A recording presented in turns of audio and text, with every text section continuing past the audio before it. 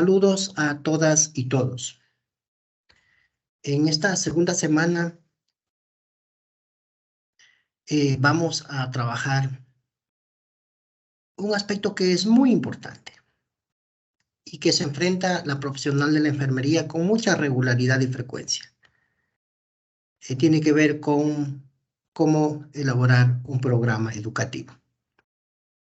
Es muy común, ¿no? Cuando estamos cumpliendo nuestras funciones en los servicios, nos solicitan que elaboremos un programa educativo. Decirles que los programas educativos tienen múltiples formatos. Si uno hace una revisión de los programas educativos, tienen ciertas particularidades, pero en el fondo tienen aspectos que son esenciales, que son fundamentales, que no pueden faltar. Porque si falta el programa no estaría completo. Entonces voy a compartir con ustedes una presentación y seguidamente un ejemplo para que sea una guía cuando tengamos que elaborar programas educativos, bajo la consideración que los programas podemos adaptarlos a las necesidades, a los diversos formatos y exigencias que pueden tener los servicios de salud, que pueden tener las universidades, las instituciones que se dedican a hacer educación. Con esta consideración, voy a compartir con ustedes un esquema con sus fundamentos de planificación de un programa educativo. Indicarles que hay dos formatos o dos maneras de elaborar un programa educativo. El primero le vamos a llamar una planificación vertical, también conocida como planificación analítica, es decir, en detalle. Y la segunda versión, que es un poco más ejecutiva, la planificación horizontal o sintética. Este esquema de planificación va a servir cuando tengamos que elaborar clases, desarrollar o elaborar, planificar talleres, planificar charlas, conferencias, cursos, módulos, asignaturas, etc. Comencemos por la primera versión. La planificación vertical o analítica, que es la planificación, como dije, en detalle. Lo primero que tenemos que tener en un programa educativo, y eso es obviamente fundamental, tener datos informativos. Los datos informativos, como su nombre lo indica, señalan o le dan la identidad con información fundamental sobre el programa educativo. Son los datos sobre el evento, que permite identificar adecuadamente, de manera sumaria, es decir, de manera resumida, de qué se trata ese programa educativo. Una sugerencia, puede haber más información, pero unas pautas. Debe contener el nombre del evento, debe contener quiénes son los participantes, quiénes son los beneficiarios, quiénes son los estudiantes, el nombre del docente, la fecha, el lugar, el horario, y no está de más el número de horas, porque dependiendo del número de horas también depende el grado de profundidad que abordemos en nuestro programa educativo. Seguidamente, debemos detallar una justificación. ¿Qué significa justificar? Implica argumentar de manera sólida sobre un problema o sobre una necesidad concreta, con argumentos que pueden tener incluso respaldos estadísticos, que permite evidenciar que ese evento, que esa capacitación o que ese curso es pertinente realizarlo, porque va a enfrentar un problema o porque va a contribuir a la satisfacción de alguna necesidad concreta, ya sea formativa, ya sea laboral, de cualquier tipo. Entonces, en este espacio, la recomendación es que estén argumentados con con párrafos, con pocos párrafos, pero buenos, potentes, que cualquier lector que lo lea plenamente va a quedar convencido que hay que hacer esa capacitación. Generalmente en instituciones hay planes de capacitación, hay planes de educación continua. Y en el caso de universidades, en pregrado y posgrado, está estructurado, obviamente, perfiles de formación, mallas curriculares, donde están asignaturas, donde están programas, y obviamente nos vamos anclando ahí para poder ir justificando. Es decir, la manera en que vamos a expresar puede ser diversa. Pero si estamos en un servicio de salud, vamos a justificar por qué es necesario capacitar, por qué es necesario dar ese taller, por qué es necesario formar, cuál es la razón, cuál es el problema o cuál es la necesidad que vamos a abordar. Seguidamente tenemos los objetivos. No puede haber un programa educativo que no esté claro los objetivos. Los clásicos objetivos son el objetivo general, generalmente es uno, debe estar muy bien declarado, y los objetivos específicos, que pueden ser obviamente más de uno. ¿Cuántos? No hay número, va a depender de la necesidad, va a depender de lo que va a abordarse dentro de nuestro programa educativo. Cuando elaboramos objetivos, como ustedes conocen, usamos verbos en infinitivo y un aspecto explicativo es que los verbos deberían estar redactados en relación a los aprendices, a los estudiantes, a quienes va dirigido el programa educativo. Suele suceder a veces que redactamos pensando más bien en el que le va a dar la formación o la capacitación. Eso no es muy aceptado. Porque se supone que si hay un programa educativo, los beneficiarios van a ser los estudiantes de pregrado, de posgrado, o los profesionales de la salud, los profesionales de enfermería que están en los servicios, quienes se van a beneficiar de este programa educativo. Un solo objetivo general, y como dijimos, los objetivos específicos pueden ser más de uno, no hay límite. ¿Cuántos? Ni demasiados, aquellos que sean suficientes para poder enfrentar un programa educativo y que logremos aprendizajes llamados significativos. Los verbos que vamos a elegir igualmente, siempre es importante ver verbos que sean posibles lograrlo. Algunos verbos que podemos sugerir, por ejemplo, comprender, analizar, identificar, diseñar, proponer, etc. Y aquí hay un aliado. Felizmente en educación tenemos unos trabajos científicos que han permitido desarrollar las habilidades del pensamiento, que bajo la etiqueta de taxonomías nos permiten identificar cuáles son esas habilidades de pensamiento que se traducen obviamente en verbos y que nos permite redactar de manera adecuada lo que serían los objetivos generales y específicos, que al final se traducen en esas habilidades y destrezas, en este caso de pensamiento, que buscamos lograr. Hay una serie de taxonomías, la más importante, la más clásica, una de las protagonistas, precursoras de este tipo de estudios fue la taxonomía de Bloom. Sin embargo, hay otras como la de Marzano, la de Robert Gagne, entre otras. Aquí hay también una variante. Hay una tendencia actual de no usar objetivos, sino más bien resultados. Incluso se lo etiqueta como resultados del aprendizaje. Esa es una mirada interesante, ¿no? Es pensar en el producto o pensar en el aprendizaje logrado, más que en el aprendizaje que aspiro a lograr. No obstante, trabajar con objetivos, que es un poco la parte general que usamos en educación, es muy adecuado porque desde el comienzo estamos planteando que con mi programa educativo, ¿qué es lo que yo deseo lograr? Por lo tanto, tampoco se puede descartar tener objetivos. Si uno revisa planificaciones microcurriculares, planificaciones universitarias, algunas universidades usan objetivos, algunas están usando resultados del aprendizaje. Pero son dos miradas, dos perspectivas que están presentes, que pueden ayudar a diseñar, ¿no es cierto?, programas educativos como aspiraciones o pensar como aspiraciones, pero como resultados logrados. Solamente para dar una especie de pincelada en cuanto a la taxonomía de Bloom, de habilidades del pensamiento, que ustedes pueden ubicarlo en el Internet con mucha facilidad.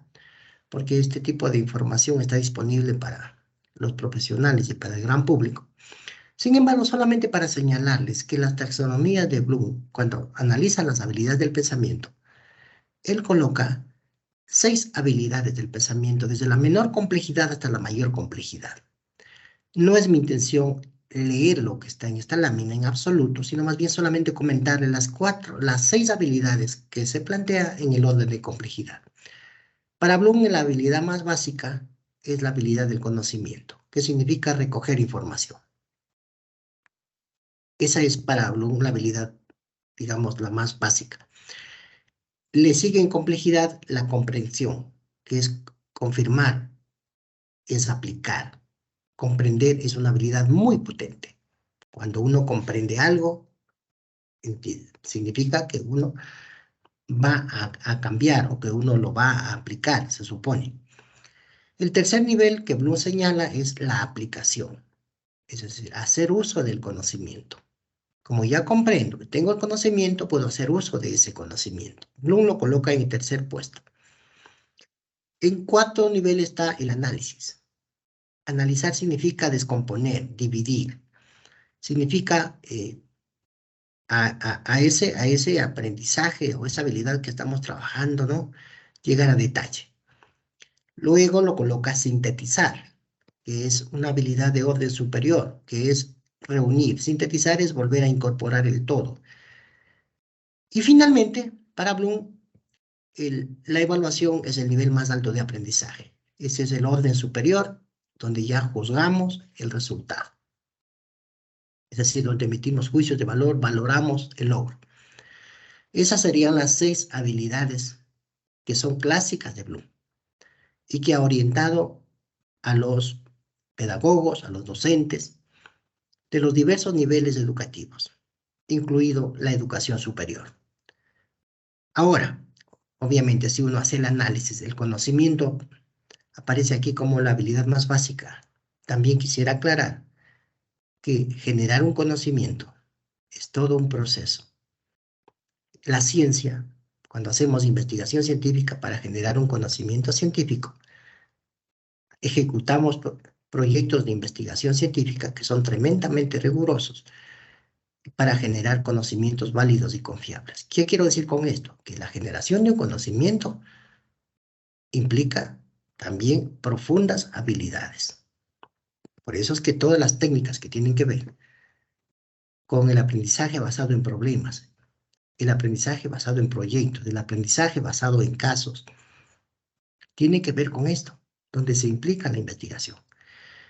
Entonces, una cosa es la generación del conocimiento, pero obviamente aquí Bloom señala que es la recogida de la información, es decir, los conocimientos, acceder a un conocimiento que ha sido ya confirmado o que ha sido ya producido con fines de aprendizaje.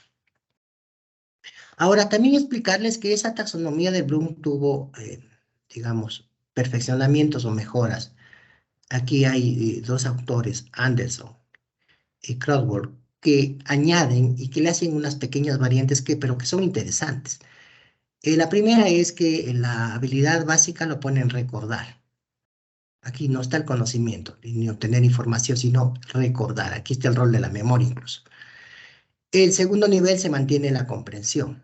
El tercer nivel se mantiene la aplicación. Siguiente está el análisis. Estos autores colocan luego la evaluación. Aquí no ponen la síntesis. Pero en la parte cúspide, en la parte final, está la creación. Obviamente, crear es una de las habilidades de pensamiento más altas que hay. Crear es, ¿no es cierto?, es innovar, es proponer cosas nuevas, es encontrar otras miradas, otras metodologías, etc. O sea, crear es una situación muy, muy alta.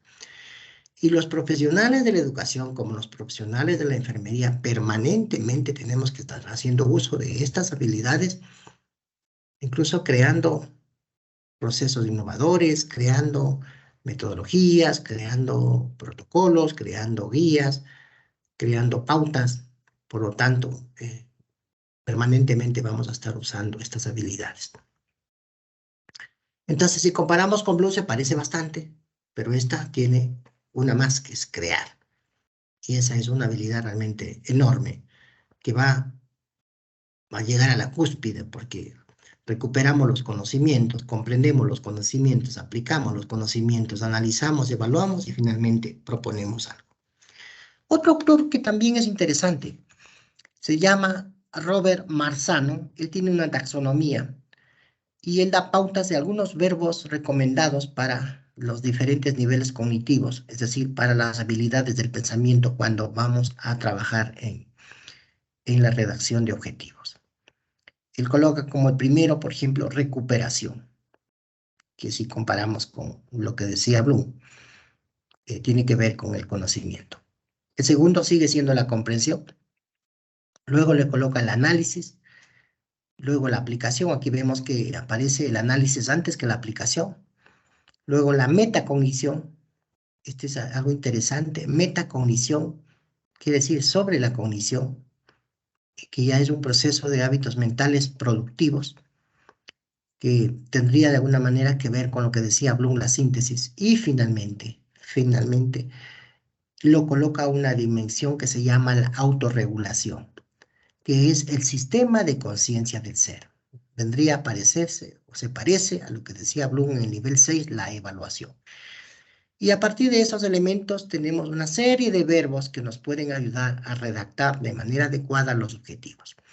Aquí mi recomendación como docente es que cuando ustedes vayan a trabajar estos temas, vean una taxonomía para que les oriente, para que les den pistas, para que les guíen y vayan mirando en qué nivel de complejidad va a estar ese aprendizaje.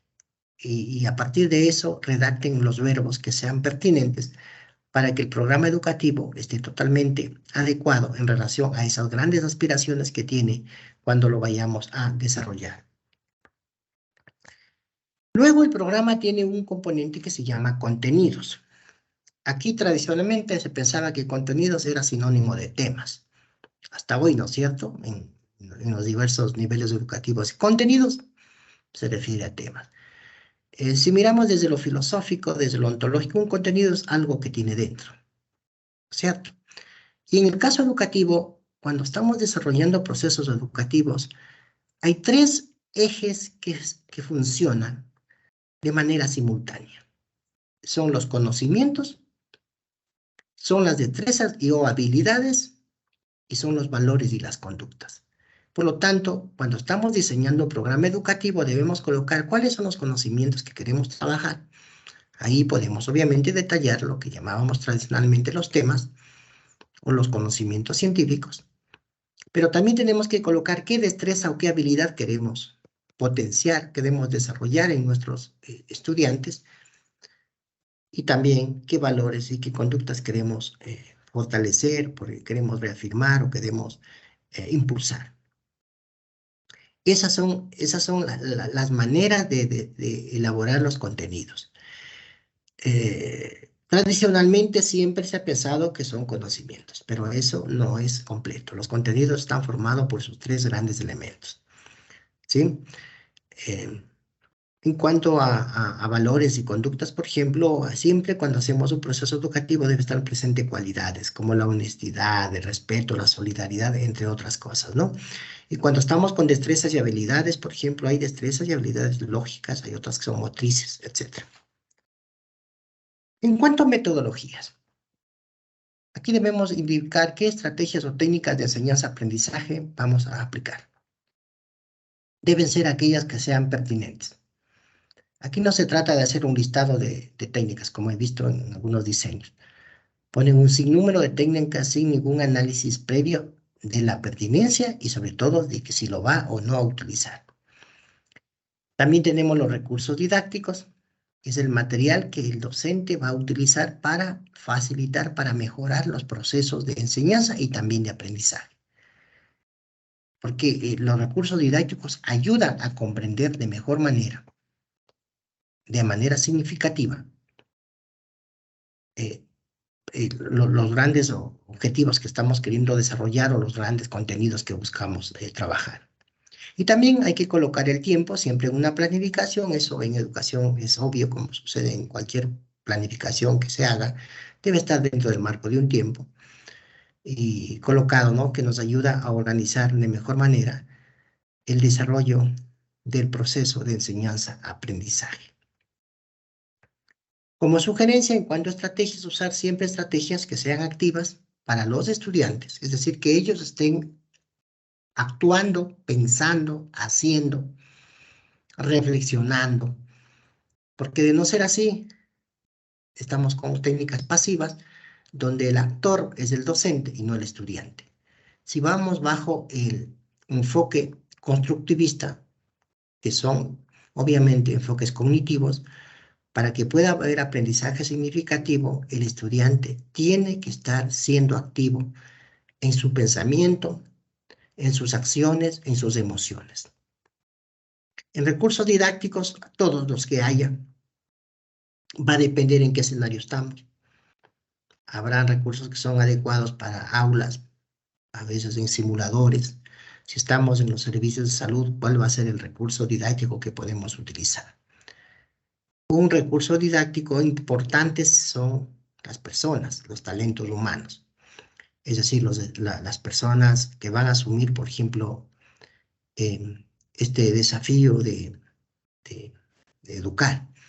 Entonces, los docentes, los instructores, los expositores, que suelen llamar clásicamente, son fundamentales. Y el tiempo, hacer una distribución con respectivo cálculo del tiempo. Aquí quiero profundizar un poquito más, considerando que justamente nuestra asignatura tiene que ver con las metodologías de aprendizaje en el área de la salud. Y quiero completar con el material de lectura que ustedes tienen, que ha sido seleccionado, pero decirles algunas palabras. Primero, este autor Kolb, que ahora es muy conocido y se ha convertido en un clásico, él hace una presentación de los 4 estilos de aprendizaje cuando desarrollamos un aprendizaje significativo. Se llama significativo cuando este aprendizaje incide de manera relevante, cuando hay conflicto cognitivo, cuando, yo suelo decir, cuando hace terremoto en la forma de pensar que uno tiene, en la forma de hacer, una forma emotiva incluso. 4 momentos. Hay una experiencia concreta. Siempre un proceso. Para que sea significativo hay que partir de la experiencia concreta que tienen los estudiantes. Es decir, con lo que ellos ya saben, con las experiencias previas, con las vivencias. En este momento no se emite ningún juicio de valor. Lo que hacemos es lanzar. Yo generalmente uso lluvia de ideas, me funciona muy bien. Y a partir de esa lluvia de ideas recojo lo que los chicos, lo que los estudiantes piensan, lo que los estudiantes creen o las experiencias que hayan tenido. En un segundo momento viene la observación reflexiva, es decir, a partir de lo que ellos señalaron, lo que ellos compartieron, vamos a reflexionar, vamos a analizar, vamos a tener una mirada crítica,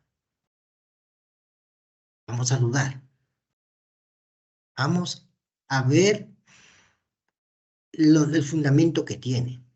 Entonces, esta etapa de reflexión es esencial, porque ya comenzamos a generar conflicto cognitivo. Yo pensaba de esta forma, yo creía que esto era así.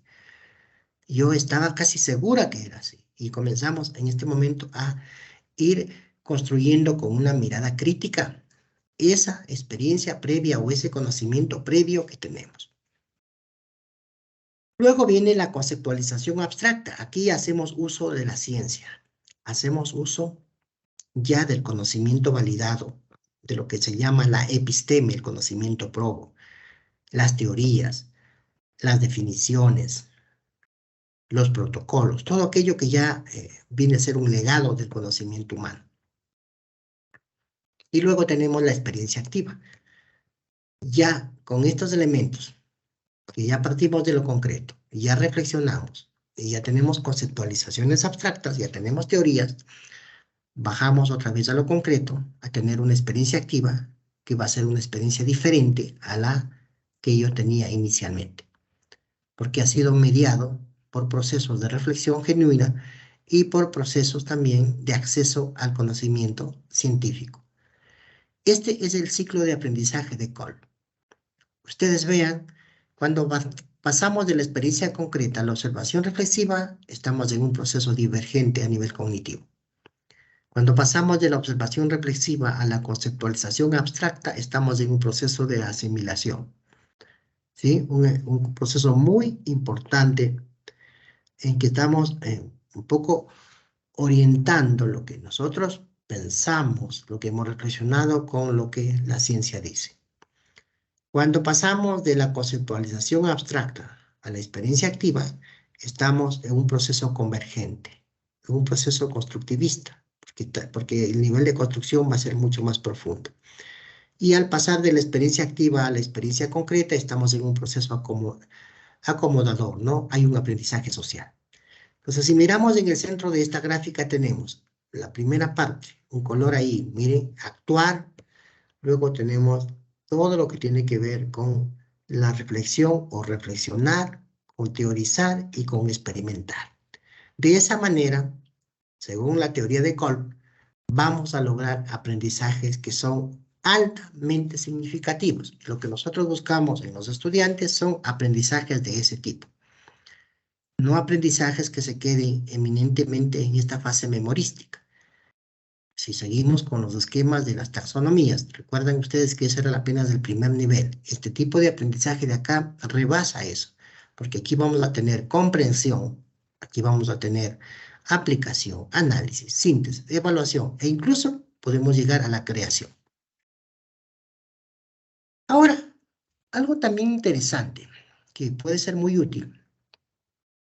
Y cuando hacemos educación debemos comprender que los seres humanos a través de nuestros sentidos captamos la realidad, captamos el mundo, pero que cada ser humano puede tener más desarrollado un sentido que otro.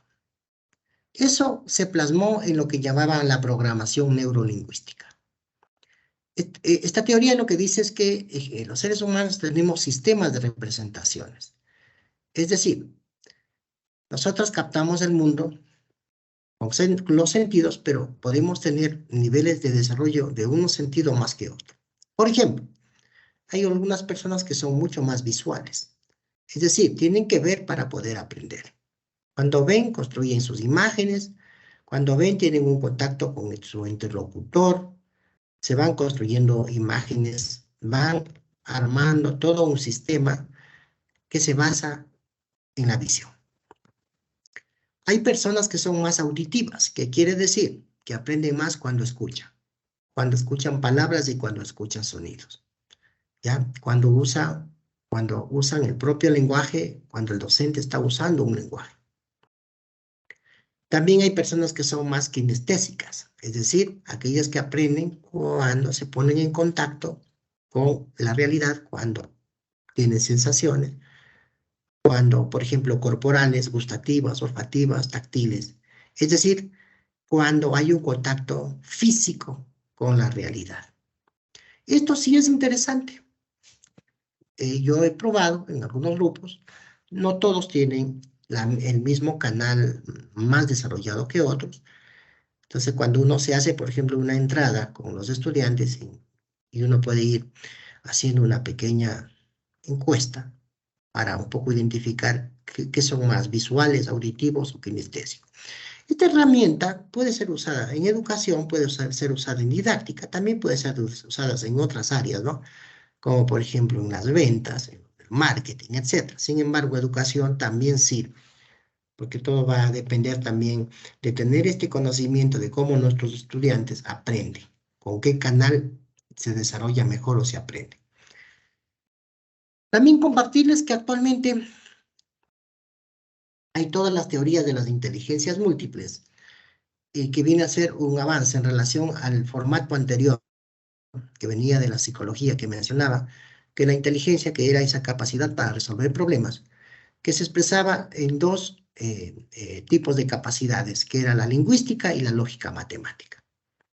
Y eso era lo clásico, ¿no? Yo recuerdo desde la época de niños, se pensaba que un niño era inteligente cuando resolvía problemas matemáticos, hacía cálculos, usaba la lógica o cuando tenía una buena capacidad verbal y lingüística. Pero los nuevos avances demuestran que los seres humanos tenemos más inteligencias, no solamente las dos. Y hoy se habla de 7 inteligencias, e incluso se habla hasta de más, pero estas inteligencias, miren, nos van a dar pautas que cuando vayamos haciendo procesos educativos, veamos que hay esta diversidad de inteligencias que tienen nuestros estudiantes. Hay estudiantes que son muy fuertes en la inteligencia lingüística verbal, capacidad de comunicación, de hablar, etc. Hay estudiantes que son muy fuertes en la inteligencia lógica matemática, esa capacidad de cálculo, esa capacidad para manejar cuestiones abstractas, para la geometría. Otros estudiantes, hay otras personas que son más desarrolladas en la inteligencia visual espacial, manejo más espacial, por ejemplo, los que trabajan diseños, los arquitectos, etc. También hay la inteligencia corporal kinestésica, que ya mencionamos, aquellas que tenemos contacto físico, la inteligencia musical, hay una inteligencia intrapersonal o individual, que es aquella que tiene desarrollado procesos como la meditación, como la reflexión, los que estudian, por ejemplo, carreras de tipo religiosa, los teólogos, tienen muy fuerte esto, ¿no? Y los que meditan, etc. La inteligencia interpersonal o social, esa capacidad de interacción humana con los demás, y la inteligencia naturista o naturalista, también llamada, aquella que tiene un genuino contacto con la naturaleza, que le gusta el campo, le gusta la naturaleza diversa, los ríos, los campos, etc. ¿Estos elementos son importantes en educación? Claro que sí. Cuando estamos hablando de procesos de enseñanza-aprendizaje, no debemos descartar que estas potencialidades estarían en nuestros estudiantes y que no todos pueden tener más desarrollada una, pueden tener otra, y que hay diversidad de desarrollo en cuanto a las inteligencias múltiples. Ahora miren ustedes, yo les voy a compartir el grado de retención según la técnica de aprendizaje. Esta tabla nos va a ayudar a ver que si elijo yo una técnica, ¿cuál es el grado de eficacia que tiene el aprendizaje? La conferencia, que es la clásica, tiene un grado de eficacia del 5%. ¿Sí?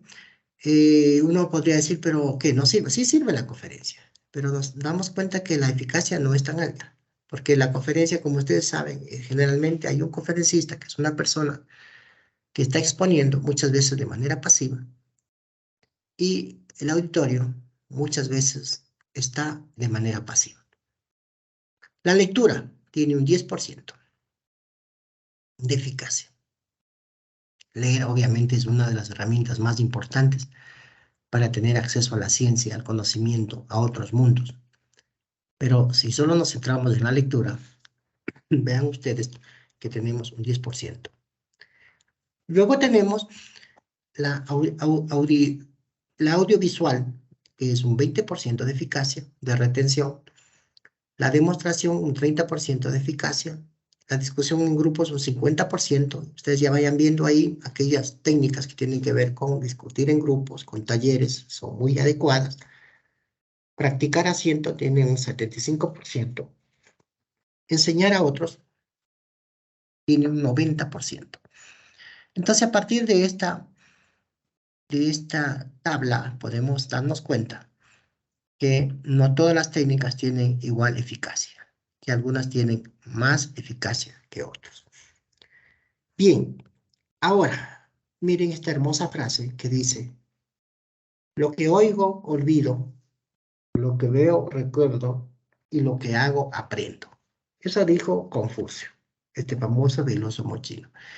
Confucio, en su época, miren, está dando la pauta de la importancia que tiene no solo oír, porque cuando oigo olvido, cuando veo recuerdo, sino que lo importante hacer. La importancia de que el estudiante haga. Cuando va haciendo, el estudiante va aprendiendo. Bien. Ahora, miren ustedes, solo así como una pincelada, ¿no? Hay técnicas que son receptivas. Se llaman receptivas porque el estudiante va a recibir información. Algunas de estas son la conferencia, el simposio, el panel, la mesa redonda, el diálogo frente al grupo, etc. Hay otros grupos que son participativas, es decir, el estudiante va a estar actuando, son creativas. La lluvia de ideas o llamada tormenta de ideas los corrillos. Hay una técnica que se llama Phillips 66, la plenaria o el foro, las escenificaciones o el teatro o los sociodramas, las demostraciones, preguntas exploratorias, estudio de casos, etcétera, estarían dentro de lo que llamamos las técnicas participativas. Ahora, una manera de clasificar un constructivista, que es muy válida cuando hablamos de metodologías de aprendizaje, que va de la mano con la enseñanza, podemos organizar, miren, en estos grupos. Un primer grupo, todas aquellas estrategias que ayudan a organizar la información nueva para aprender. Lo que se llama comúnmente los famosos organizadores gráficos, es decir, aquellos textos que están escritos en prosa, aquellos textos que son densos, que son literatura, que son relatos. Podemos transformarlos en mapas conceptuales, en cuadros sinópticos, en cuadros en columnas. Podemos hacer clasificaciones, podemos hacer diagramas de flujo, podemos hacer líneas de tiempo, etc. Podemos hacer cuadros de lo que conozco, lo que quiero y lo que aprendí. Todo este material es muy importante para aprender. Cuando los estudiantes les proponemos este tipo de trabajo, ellos van a comprender porque van a organizar la información. Recuerden ustedes si usamos la taxonomía de Bloom o de Marzano que veníamos señalando, la comprensión era un segundo nivel. El segundo grupo, que son tremendamente potentes en salud y son aquellos que obviamente recomendamos que se apliquen como docentes en enfermería, como docentes universitarios, como docentes en los servicios de salud, son aquellos procesos de enseñanza y aprendizaje llamadas cognitivas, que se conoce como aquella enseñanza situada, que se da en el sitio, que se da en el lugar, que se da donde está el problema, donde está la dificultad, donde está la necesidad. Alrededor de eso tenemos el aprendizaje basado en problemas, una herramienta muy fuerte, sobre todo en salud, se aplica bastante, nació desde las facultades de medicina, se ha regado en todo el mundo y es una de las herramientas importantes metodológicas para lograr aprendizajes significativos. En este aprendizaje basado en problemas, el docente es una guía, da unas pautas, selecciona problemas claves, casos claves, y a partir de eso lanza el desafío para que los estudiantes se autorregulen su aprendizaje, se organizan, buscan información con fuente secundaria, con fuente primaria, y vayan dando una explicación, vayan respondiendo hipótesis, vayan configurando una racionalidad para entender ese problema. Las ventajas que tiene este son múltiples. El aprendizaje basado en proyectos o AFP también. Aquí el punto de partida es un proyecto. Un proyecto es una unidad que tiene actividades de manera coherente, cronológicas, ordenadas, con el fin de lograr algún tipo de resultado, en nuestro caso algún tipo de aprendizaje. Entonces, se puede proponer proyectos, pueden ser proyectos pequeñitos, proyectos de aula, pueden ser proyectos más grandes, proyectos reales, con el fin de comprender un problema real y dar una opción de solución a dicho problema. Otro de los típicos metodologías del aprendizaje basado en el análisis y discusión de casos, el famoso ABAC, que es clásico en la salud, porque ustedes trabajan permanentemente en casos. Cada caso, como su nombre indica, es un caso que va a ser analizado, que va a ser comprendido, que va a ser interpretado, que va a ser científicamente explicado para entender sus causas y sus efectos. Otro grupo importante, también recomendado en enseñanza y en aprendizaje, se llama el aprendizaje cooperativo o de colaboración. Todo lo que implica trabajar en equipo. Todo lo que implica la interacción humana. Los talleres que son clásicos, los trabajos en equipo, en grupo, grupos cooperativos, aprendizajes dinámicos, talleres son parte de lo que se conoce como aprendizajes cooperativos. Por lo tanto, si usted está en un escenario de un aula, hacer trabajos cooperativos es esencial, trabajos grupales. Siempre vea la posibilidad de que ese sea el camino para aprender. Obviamente el rol del docente es muy fuerte, muy importante. Uno tiene que preparar ese proceso, tiene que orientar, dar guía y generar la posibilidad para que los estudiantes de manera cooperativa vayan resolviendo problemas, analizando situaciones, comprendiendo literatura científica, entre otras. También no quiero dejar pasar que hay una manera de identificar lo que un ser humano piensa, el análisis que puede hacer, la síntesis que puede lograr, la conclusión a la que puede llegar, incluso el grado de creatividad que puede generar, que se llama los ensayos, el aprendizaje basado en ensayos. Hay ensayos académicos, científicos, hay ensayos literarios, hay ensayos filosóficos. El hacer ensayos es una de las maneras muy importantes para desarrollar el pensamiento en los estudiantes. Los ensayos son propuestas originales, son propuestas libres, son propuestas abiertas, son propuestas donde el estudiante va a demostrar el rigor de su pensamiento, el rigor de su estructura lógica, la coherencia de las ideas, el nivel de análisis, la capacidad de síntesis, entre otros elementos. Siempre los ensayos también, cuando vayamos a evaluar, deben estar acompañados de rúbricas, que obviamente la rúbrica es una técnica que indica el grado de logro o el grado de complejidad, lo que quiero evidenciar que el estudiante ha logrado. Y en salud, aunque no es exclusivo de salud, que también pueden aplicarse en otras áreas, pero en salud es muy común, ahora muy reconocido, el aprendizaje a través de simulaciones, donde en escenarios simulados, que son artificiales, los estudiantes van a aprender, que van a ganar motivación, familiaridad, confianza, donde los errores que se pueden dar pueden ser discutidos, identificados, superados.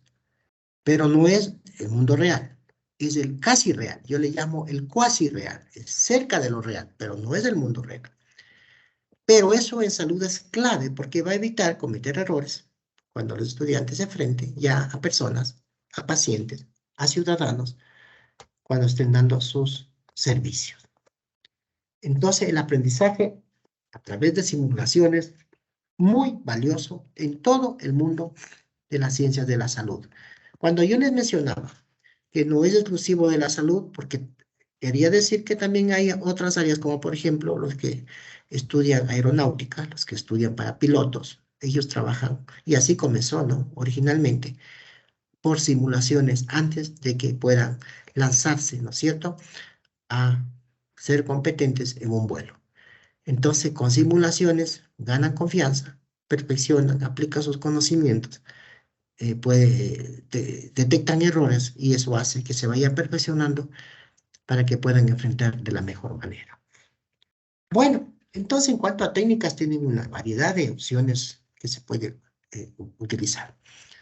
Finalmente, viene dentro de nuestra planificación la evaluación. En educación, las tres formas de evaluar son la diagnóstica, que se hace al inicio de un proceso. El objetivo de la diagnóstica es saber lo que conocen, lo que creen, lo que piensan, las expectativas, lo que sugieren los estudiantes en un proceso educativo. Aquí hay varias formas de hacer evaluación diagnóstica con alguna técnica, con algún instrumento. Es muy común a veces usar la prueba de lápiz y papel, es decir, hacer un estilo de examen, una especie de encuesta. Pero la evaluación diagnóstica no tiene fines promocionales, es decir, el objetivo no es tener una nota. El objetivo no es tener una nota. El objetivo es saber el punto de arranque, el punto de partida que tiene el docente con ese grupo humano con quien va a trabajar. Tenemos la evaluación formativa, que es todo el proceso de aprendizaje que van a desarrollar los estudiantes de manera en contacto con el docente, de manera cooperativa con sus compañeros y también de manera autónoma. Se llama formativa porque el objeto es formar. Cuando hablamos en educación siempre priorizamos lo que es la parte formativa. Y la evaluación sumativa, su nombre lo indica, es aquella que tiene fines eminentemente promocionales, ¿sí?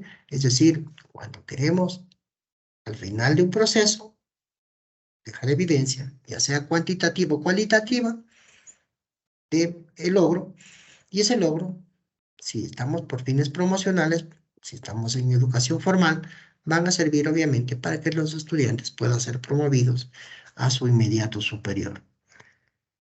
Si estamos en comunidades, no siempre la evaluación sumativa tiene ese objeto, ahí más bien se puede aprovechar para dar algún tipo de estímulos como certificados, como diplomas que ayudan mucho a motivar en los procesos de aprendizaje.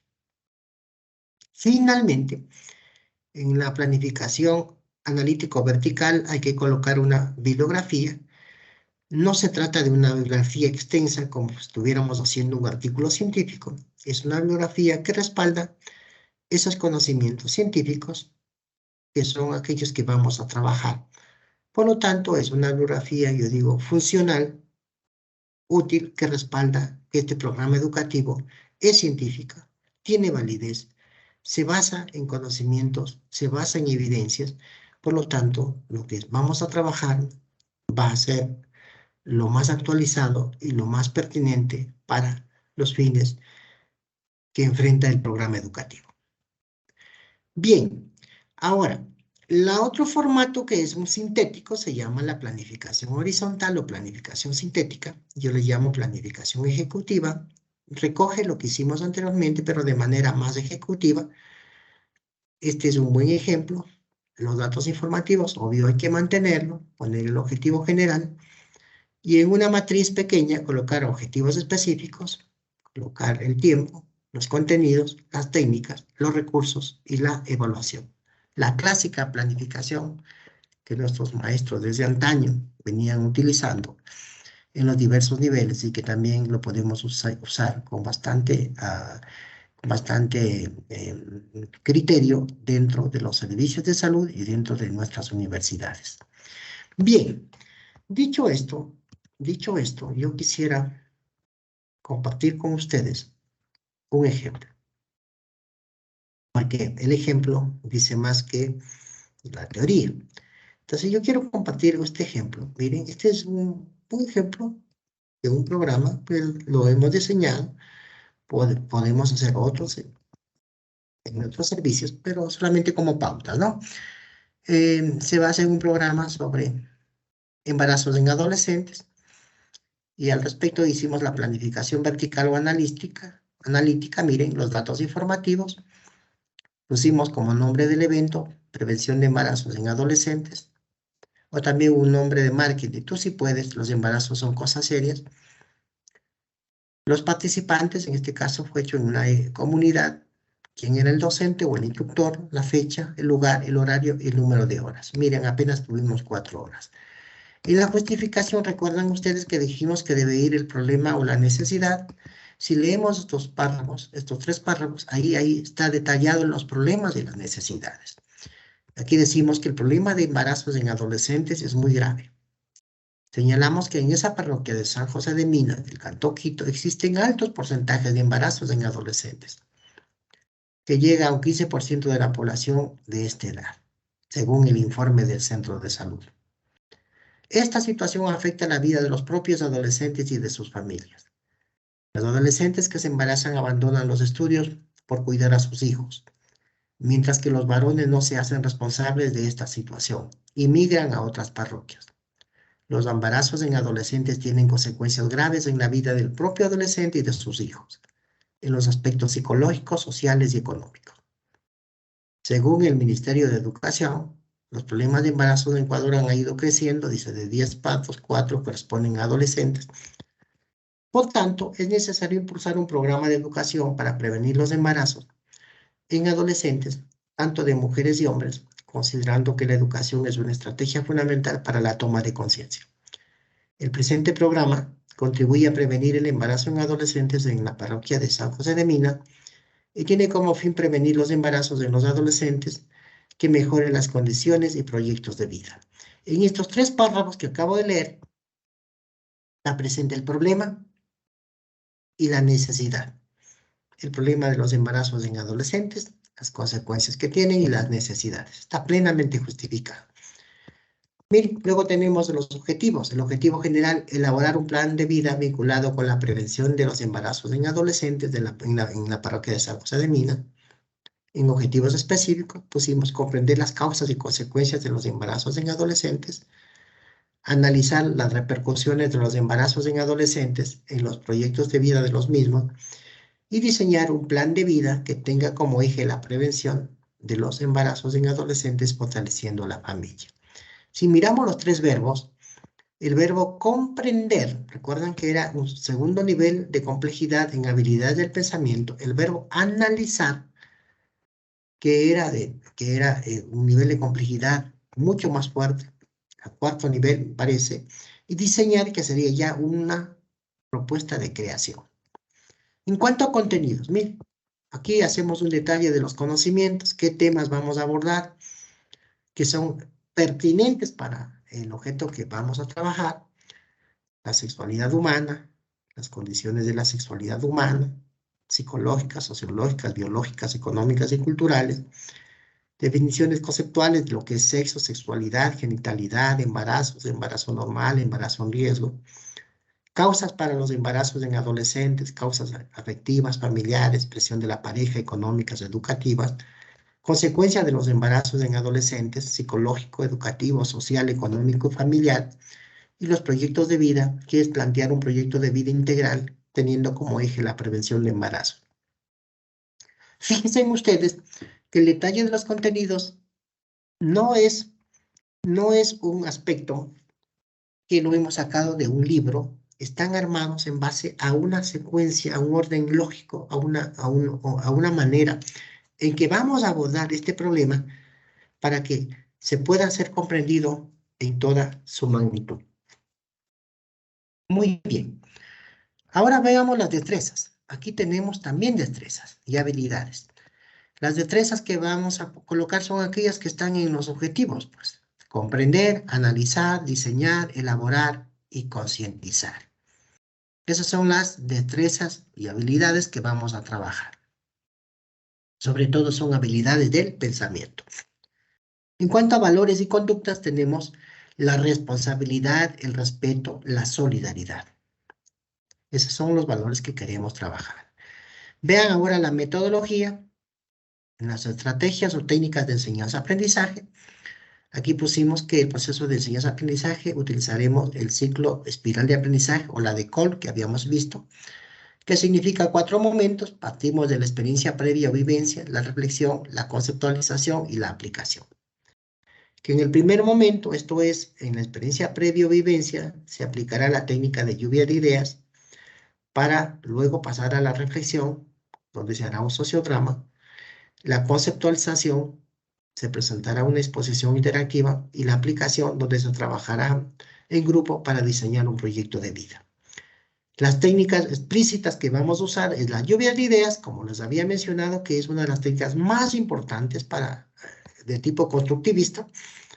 El sociodrama, la exposición, generalmente yo suelo hacer exposiciones interactivas, no son conferencias, son dialogadas, y los famosos talleres. En recursos didácticos, en el caso específico pusimos que vamos a usar aulas, pizarra, marcadores, retroproyector, computadora, tarjetas, cintas adhesivas, carpetas, esferos. Luego detallamos, miren, las actividades y tiempos y pusimos ahí, teníamos 2 horas y fuimos organizando de manera muy específica por minutos todo el desarrollo para que esté controlado. Miren ustedes. Comenzamos con la presentación de la agenda, la presentación de los participantes, la evaluación diagnóstica, la lluvia de ideas sobre la sexualidad, el sociodrama, por qué prevenir los embarazos, análisis de los mensajes del sociodrama. Luego hacemos un receso café, exposición interactiva, la sexualidad en los embarazos en adolescentes, el diseño de un proyecto de vida, con un taller. Hacemos las exposiciones de las propuestas de los proyectos de vida y finalmente terminamos con la evaluación, clausura y cierre. Recuerden que esto estaba diseñado para 4 horas. Esto yo lo puedo hacer para un día, para una semana, para un curso de 30 horas, de 32 horas, para un curso de 120 horas, etc. Todo depende de la magnitud. Finalmente, en la evaluación, miren ustedes, tenemos la evaluación diagnóstica. Al inicio del evento se realizará una evaluación diagnóstica a través de una prueba diseñada previamente y contiene 10 preguntas. La evaluación formativa, el producto final de la evaluación formativa va a ser los proyectos de vida elaborados por los estudiantes y todo el nivel de participación que vamos a ir identificando durante el proceso. Y la evaluación sumativa, en este caso, vamos a entregar un certificado. Y finalmente, ustedes pueden colocar la bibliografía, como había mencionado, una bibliografía que sea suficiente y que respalde nuestra planificación. Ahora, en cuanto a la planificación eh, sintética, miren ustedes, es lo mismo, ahí está. Tenemos los datos informativos, el objetivo general que ya habíamos leído anteriormente, y lo que hacemos es en una matriz, en una tablita bastante específica, ahí vamos a colocar en esta matriz, miren el detalle, lo que dijimos anteriormente, tenemos los objetivos específicos, los tiempos, las actividades y contenidos, las técnicas, recursos y evaluación, que es un traslado de lo que hicimos anteriormente de manera sintética acá. Y generalmente siempre es importante que vaya nuestra firma como respaldo, ¿no es cierto?, de que tenemos los créditos sobre este programa educativo. Miren ustedes entonces, este es un pequeño ejemplo de cómo organizar un programa educativo. Quiero dejar claro que hay varios formatos para hacer programas educativos. No pensar que este es el único. Lo que yo he presentado es un esquema que da una guía, que da una pauta y que tiene todos los elementos para armar un programa educativo que da respuesta a preguntas como ¿qué? ¿Para qué? ¿Con qué? ¿Cómo? ¿Dónde? ¿Con quién? ¿Cuándo? ¿Cómo saber si lo logré? Eso es lo que está plasmado acá. A nivel de los servicios de salud, he podido evidenciar, he participado como tutor en varios programas de este tipo, donde hay algunas especificidades. Por ejemplo, suelen llamar en la planificación incidencial. Cuando identifican un incidente, ese incidente lo toman como un problema y frente a ese incidente arman un programa educativo, su programa de capacitación, el programa de educación continua, donde detallan una planificación muy parecida a la que menciono, dando énfasis incluso a mensajes claves. Yo suelo recomendar como pastillitas de mensajes, que son aquellos que van a permitir que podamos aprender y podamos enfrentar la problemática que tenemos que enfrentar. Todo va a depender en qué escenario estamos. Si estamos en un escenario micro, estoy como docente, hago uso de los formatos de planificación que tienen las universidades, cada una lo tiene, y lo vamos adaptando. Yo he visto, cada universidad tiene su propio esquema, pero en el fondo todas tienen lo que debe tener, porque a nivel curricular, a nivel de planificación, no puede faltar esos elementos. Que lo pongamos con otro nombre, lo programamos con algunas particularidades, eso está bien, así mismo tiene que ser. Por ejemplo, en las universidades les llamamos sílabos, es muy común, sílabos o sílabo. Algunos llaman planificaciones microcurriculares a estas planificaciones que tienen que ver a nivel de asignaturas, por ejemplo. Pero esto se puede aplicar, como dije, a nivel de una clase, a nivel de una conferencia, a nivel de un curso, a nivel de un módulo de una asignatura, etc. Bueno, con estos elementos que hemos compartido, aspiro y espero que hayamos contribuido para que esa función sustantiva que tienen los profesionales de la enfermería, que es la docencia, cada vez se vaya fortaleciendo. Más aún si nos alineamos, recuerdan ustedes, a lo que habíamos señalado, lo que significa ser docente. Un elemento de ser docente era manejar las metodologías. Porque podemos saber un conocimiento. Yo puedo ser muy fuerte en mi área específica de formación, pero no puedo ser un buen docente. Y un buen docente se caracteriza porque tiene que tener una buena didáctica. Recuerden que la didáctica es el arte de enseñar. y enseñar y llegar en los estudiantes y hacer que tengan aprendizajes relevantes, significativos, es toda una obra de arte. Muchas gracias y éxitos y nos veremos en las siguientes semanas. Hasta pronto.